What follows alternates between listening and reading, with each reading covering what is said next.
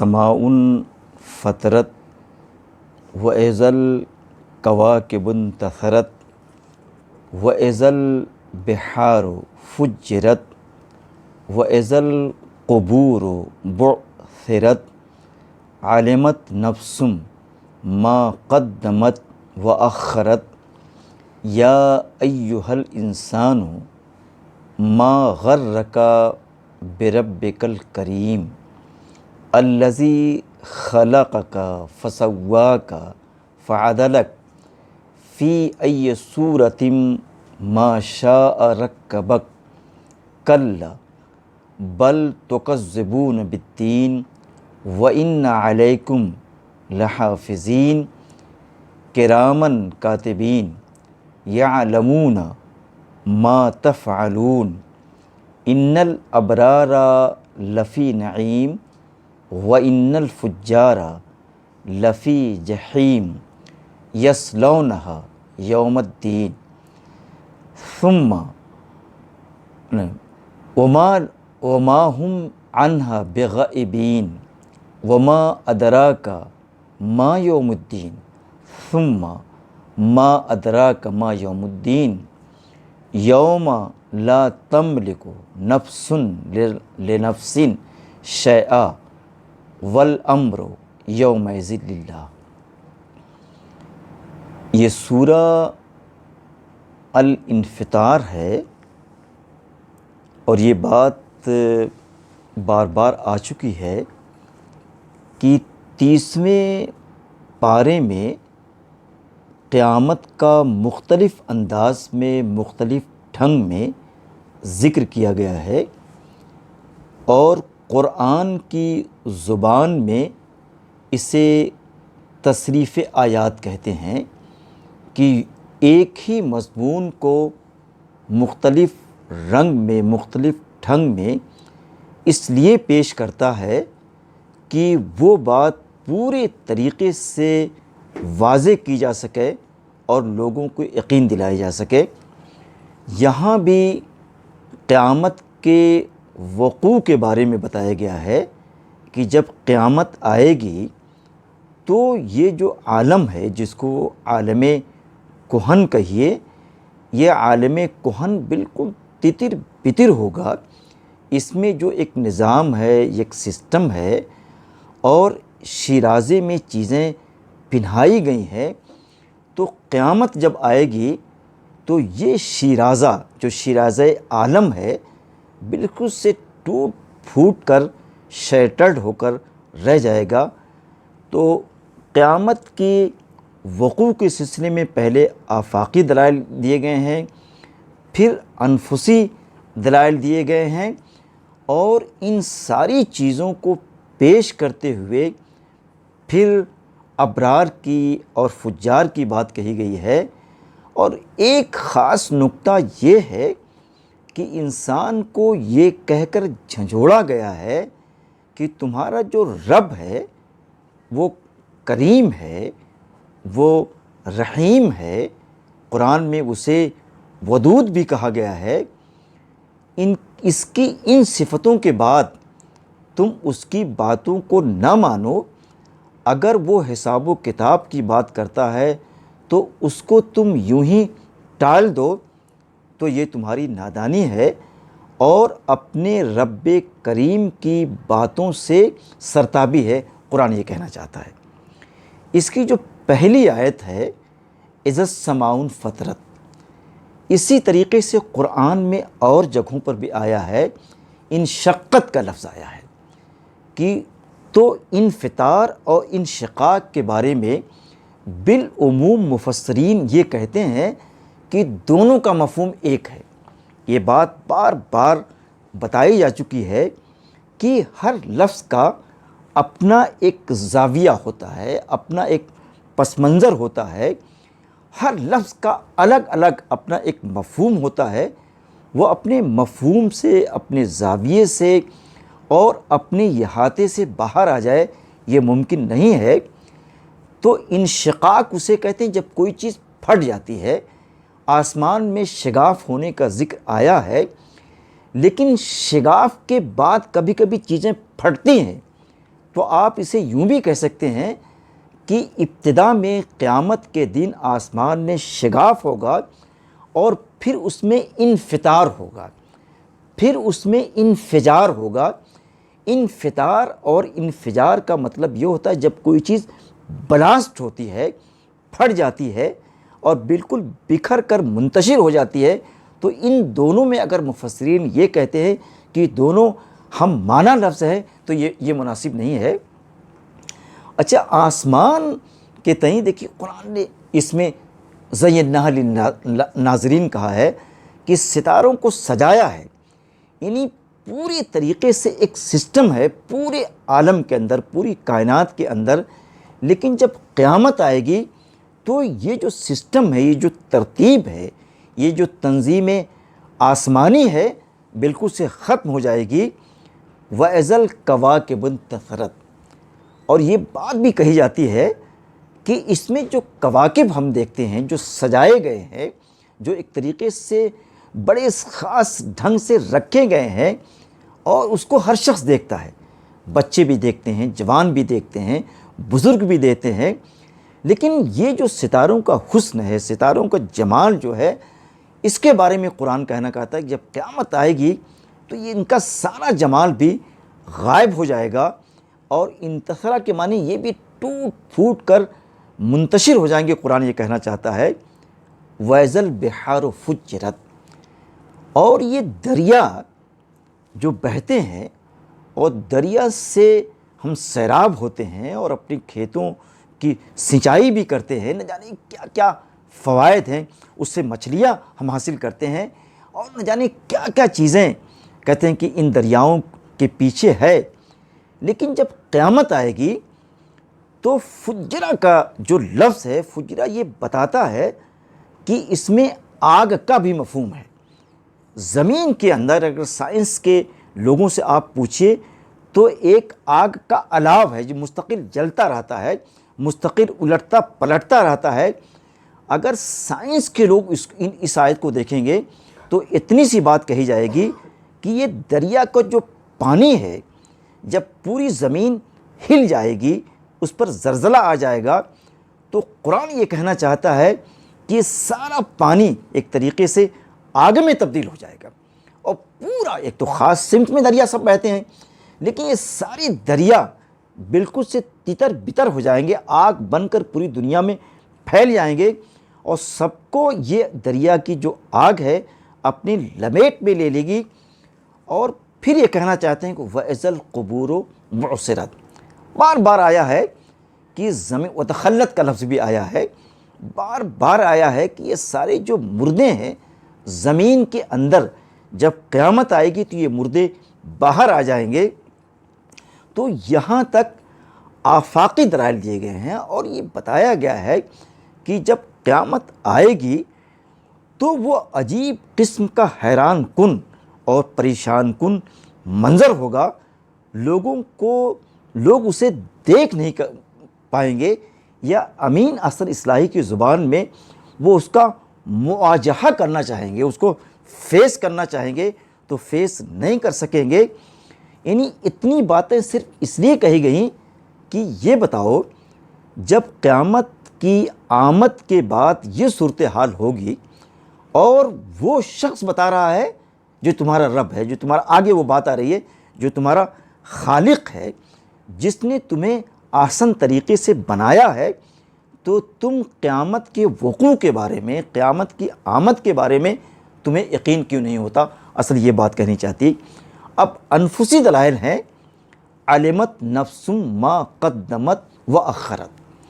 اور پھر یہ بتا رہے ہیں کہ جتنے بھی انسان ہیں اور جو ان کے کرتوت رہے ہیں، جو ان کے رجسٹر میں چیزیں موجود ہیں پہلے کی اور بالکل آخری ایام کی، وہ ساری چیزیں ان کے سامنے کھول دی جائیں گی۔ جیسے آپ کہتے ہیں کہ بالکل سے جیسے کتاب، جیسے کہتے ہیں کہ کتاب ہوتا ہے، اس کو آپ پلٹتے رہتے ہیں اور کتاب طرح طرح کی چیزوں کے بارے میں بتاتی رہتی ہے، تو یہ انسانوں کی جو کتاب ہے، جو اس کے اعمال نامے ہیں، اس اعمال نامے کو پوری طریقے سے وہ واقف ہو جائے گا۔ لیکن دنیا میں جب اس کے بارے میں بات کہی جاتی ہے تو اس پر جوں تک نہیں ریکتی، اس کو بالکل سے اس کی طرف توجہ ہی نہیں دیتا۔ قرآن یہ کہنا چاہتا ہے۔ اب جو آگے کا جو انداز ہے، ایک طریقے سے اتنا پیارا انداز ہے، اتنا بھولا انداز ہے، وہ جو قرآن کہنا چاہتا ہے، جیسے کوئی باپ ہوتا ہے اپنے بیٹے کو کبھی بڑے پیار سے، بڑی محبت سے وہ سمجھتا نہیں ہے، تو جو لاسٹ میں جس کو آپ کہتے ہیں آخری مرتبہ جو سمجھاتا ہے، تو اس میں ایک طریقے کی نصیحت ہوتی ہے، ایک طریقے کی شفقت ہوتی ہے، محبت ہوتی ہے۔ اسی شفقت کو قرآن نے اس طریقے سے کہا ہے، یا ایھا الانسان ما غرک بربک الکریم۔ یہ بتائیے،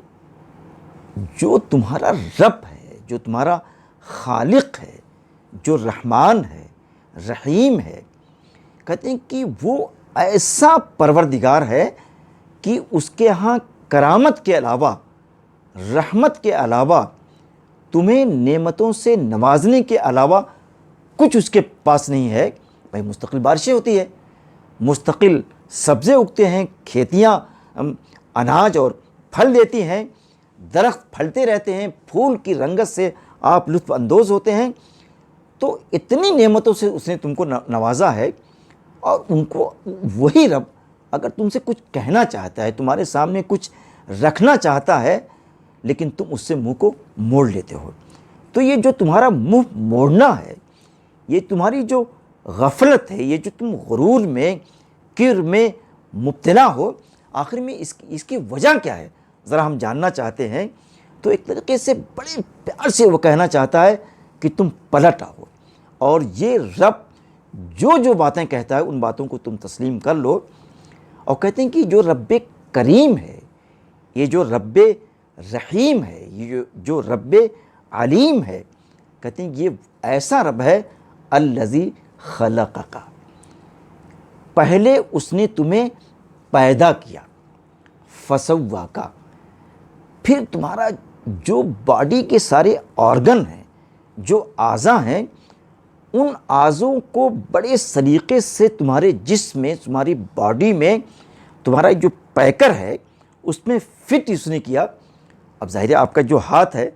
اگر ہاتھ پیچھے لگا دیا جائے تو آپ کتنا بھوڑا پن ہوگا۔ تو فسواک کا مطلب ہے کہ جو چیز جہاں رکھنی چاہیے تھی، جو جس کا محل تھا، اسی محل و مکان میں اللہ نے اس کے اعضاء کو، اس کے سارے آرگن کو فٹ کیا ہے۔ اور کہتے ہیں جب چیزیں آپ نے دیکھا کہ جب کوئی فوٹوگرافر ہوتا ہے، جب کوئی نقاش ہوتا ہے، تو نقاش جب تصویر گری کر لیتا ہے، تصویر کو پوری طریقے سے بنا لیتا ہے، اس کے نوک پلک درست کر دیتا ہے، تو فائنلی ایک بار دیکھتا ہے، اور فائنلی جب دیکھتا ہے تو بڑی مائنیوٹلی، بڑے غور کے ساتھ، بڑی توجہ کے ساتھ اسے دیکھتا ہے، اور اس کے بعد فائنلی کہیں کوئی نقص نظر آتا ہے، کہیں کوئی نقطہ نظر آتا ہے، تو اس نقص کو، اس نقطے کو وہ ہٹانے کی کوشش کرتا ہے۔ اسی کو قرآن نے کہا ہے فعدلک، یعنی اس میں تناسب کو اس نے بھر دیا ہے۔ یعنی کہ دیکھیے، پہلے تخلیق ہوئی، پھر اس کو سنوارا گیا، اور تخلیق میں اور یہ کہیے کہ تصویر کشی میں اگر کہیں کوئی غیر متوازن چیز ہے، کہیں کوئی غیر متناسب چیز ہے، تو اس کے بیلنس کو اللہ تعالیٰ نے پوری طریقے سے درست کیا ہے۔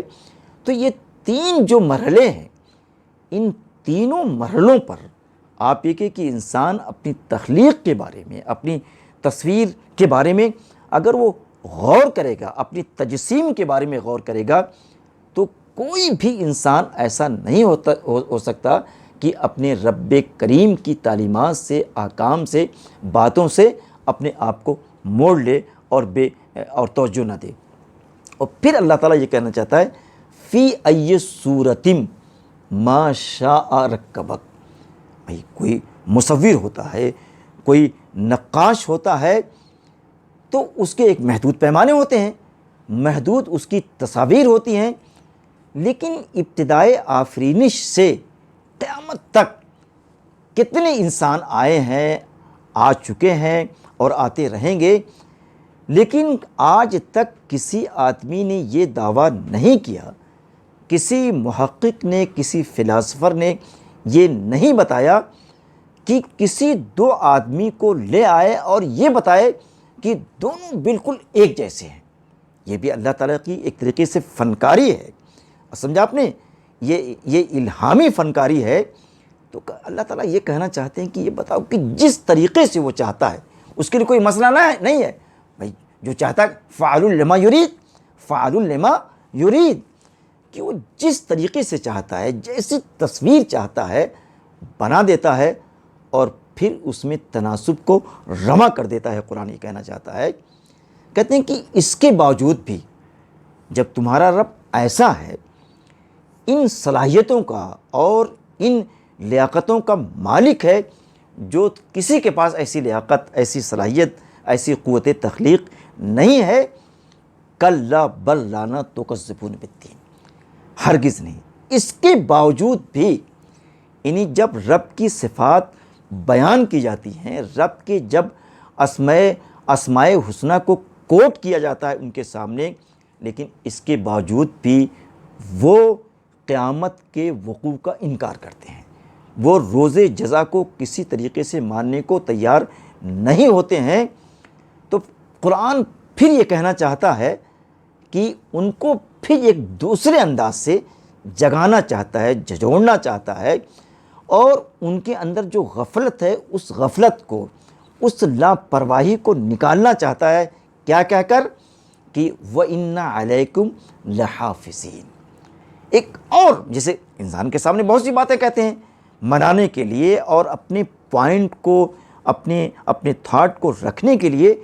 تو قرآن نے اپنے تھاٹ کو رکھنے کے لیے، منوانے کے لیے ایک ٹرن اس نے لیا ہے، اور قرآن یہ کہنا چاہتا ہے کہ اس کو یہ بھی بتایا جائے کہ تمہارے پیچھے نگراں لگے ہوئے ہیں، اے انسانوں، اے آدم کی اولادو، تمہارے اوپر ہم نے نگراں چھوڑ رکھے ہیں۔ اور جناب وہ نگراں ہیں کیسے؟ ایک نگراں تو انٹیلیجنس کے لوگ ہیں، اگر ان کی نگرانی میں کوئی کیس جاتا ہے تو نہ جانے کتنی غلط رپورٹس لگاتے ہیں، کیا کیا مکاریاں کرتے ہیں۔ اگر کوئی قاتل ہے تو اسے سالے بتا دیتے ہیں۔ یعنی سارا کام ان عدالتوں کا، یہ سارا کام یہ جو وکلا کرتے ہیں، ججز کرتے ہیں، جو ان کا ججمنٹ ہے وہ پیسے پہ بیس کرتا ہے، چاہے وہ بابری مسجد کا مقدمہ ہو، فیصلہ ہو، اور جتنے بھی مقدمات ہیں، اگر آپ پیسے دیں، آپ کے پاس اقتدار ہو، سورسز ہو، تو یہ جو انٹیلیجنس ہے، یہ جو نگراں ہے، وہ جیسے آپ رپورٹ چاہیں گے وہ رپورٹ اس طریقے سے تیار کر دے گی۔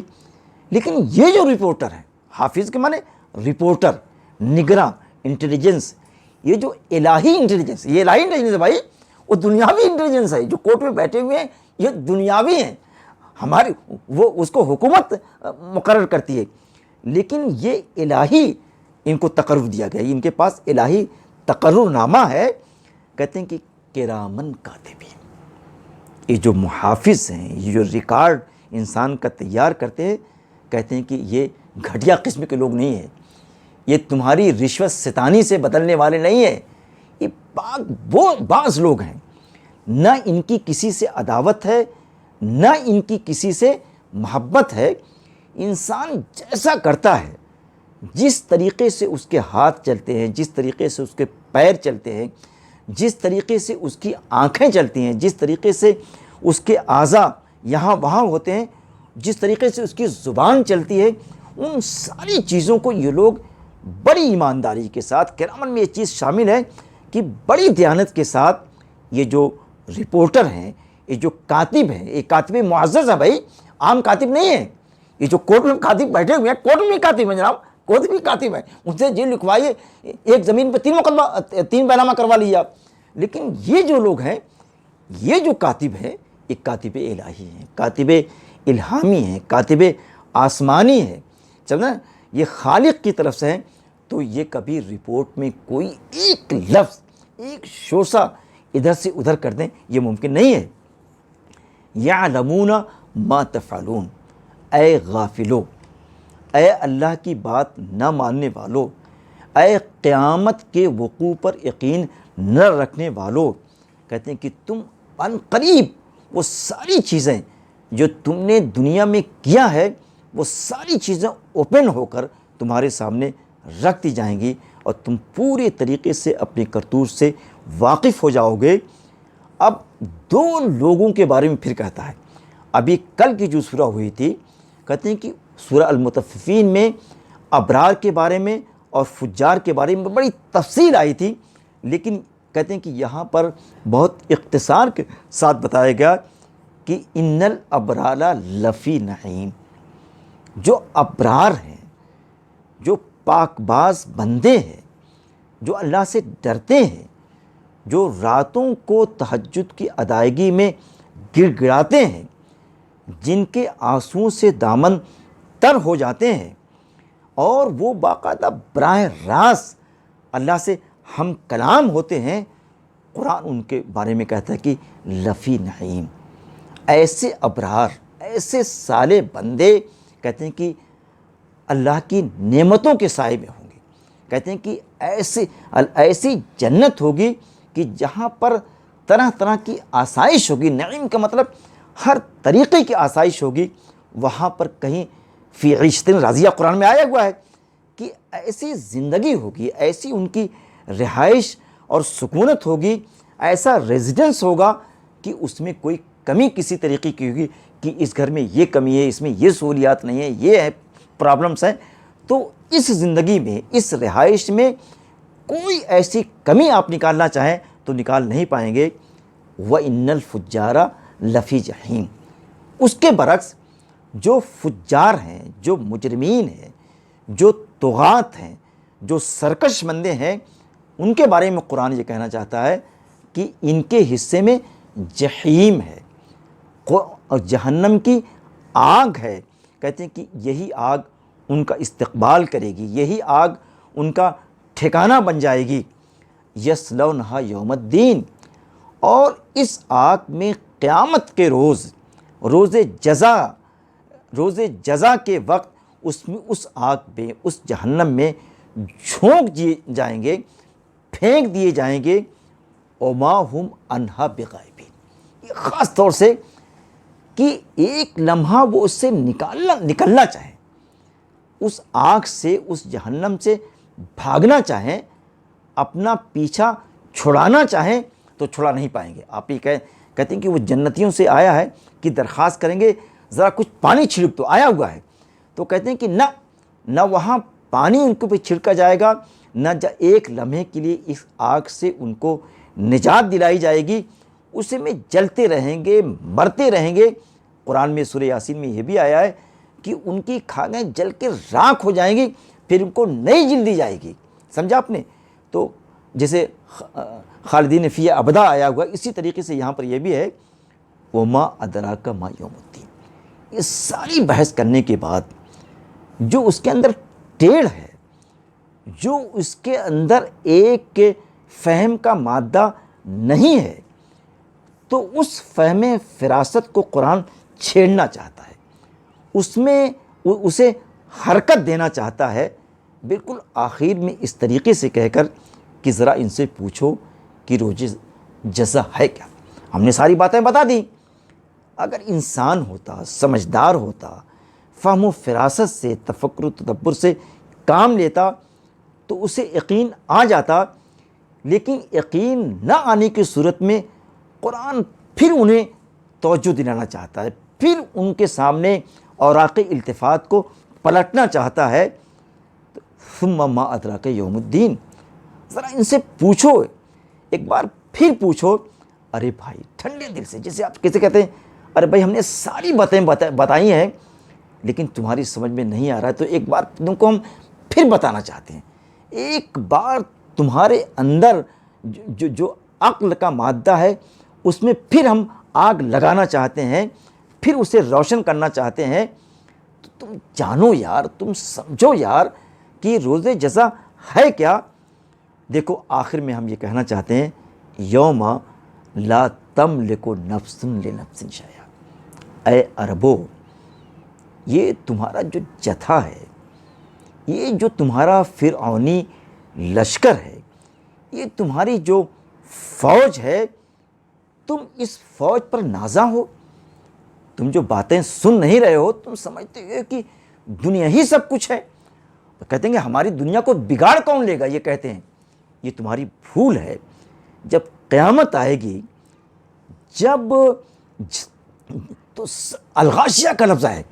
تو سب کو پکڑ لے گی، دھر لے گی، اور یہ تمہارا جو جتھا ہے نا، یہ تمہارا قبیلہ جو ہے، یہ تمہارے جو اعوان و انصار ہیں، کہتے ہیں یہ تمہارے کچھ کام نہیں آئے گا۔ اگر کوئی مدد، اگر کوئی انسان کسی انسان کی وہاں پر مدد کرنا چاہے گا،